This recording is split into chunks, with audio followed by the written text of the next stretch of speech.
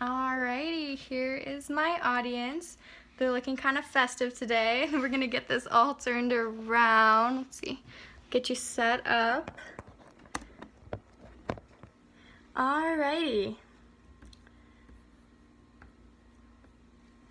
Travel is a movement, an understanding, a cure. We all do it daily, but most we stay inside a bubble. Whether it's a town, a state, or a country. However, the real adventure lies the minute you step outside of familiarity. Travel has the means to inspire, create, change, and educate. Yet, I think the most powerful tool it holds is perspective, appreciation, and understanding. It has the ability to transform us in the most important way. From the inside out. It strengthens your connection to God and humanity. It opens eyes and hearts to the wonders that make up our world. Being a young adult in a century where we have access to a wide array of transportation, I sometimes forget how lucky I am.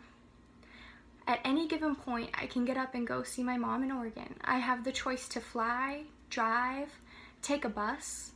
There are so many ways to just go.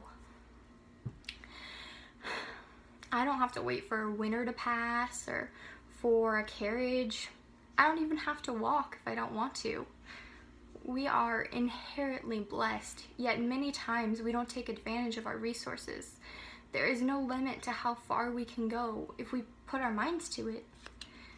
As a people, we can get so caught up in the hustle and bustle of life, we say, oh, I'll take that trip next year.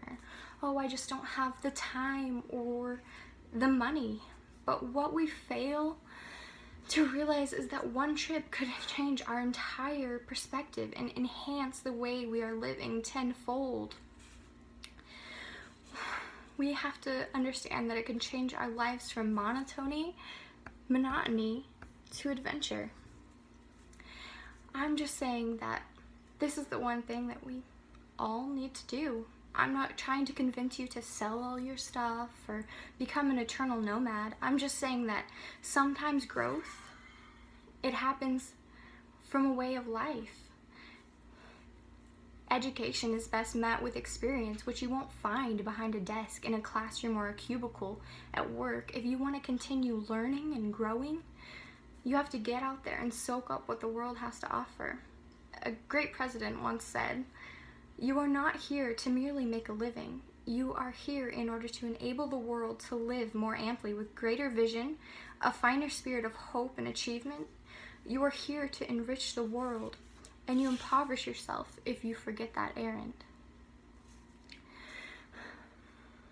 One of my biggest fears as an adult has been that I will fall into the ease of casting judgment on something which I know very little about. And while we all make claims, for instance, I claim that I'm a Christian. But if I were to only read one chapter of this book from which I believe, how can I claim that? So many of us peer into the world and cast judgments on outsiders in other countries based on the perspective of our seemingly relative chapter, when there are thousands of pages that have yet to be read. We see it daily in the media from our friends and our coworkers, and each time we hear a new allegation, it helps us to form an opinion that is unfortunately tainted based on that view. I believe that travel is a cure for ignorance. It immerses us in culture, and as we continue to learn about those who surround us, we gain knowledge and understanding that allows us to deal with and formulate opinions without our peers, which can be one of the most important things. Wendell Berry said, "Nobody can discover the world for somebody else. Only when we discover it for ourselves does it become common ground, and common ground that can help that bond, and we cease to be alone." Not only does it open our eyes figuratively, but it literally lets us see the world of God's imminent wonder, from the Grand Canyon in Arizona to Victoria Falls in Zimbabwe. That one's on my bucket list. There's a beauty that resonates all around us. I'm 21. I worked hard for my age, and I've been extremely blessed to be given the opportunity to spend time in 15 countries and about 27 states.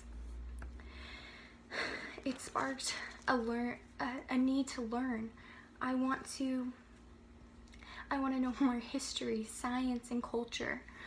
I want to grow closer to God. In each new land, I feel that this happens. I grow closer to Him and His creatures and the people that He's made. And I wish that everyone would eventually get a chance to get up and go, so that their wish list doesn't turn into "I wish I would have" list.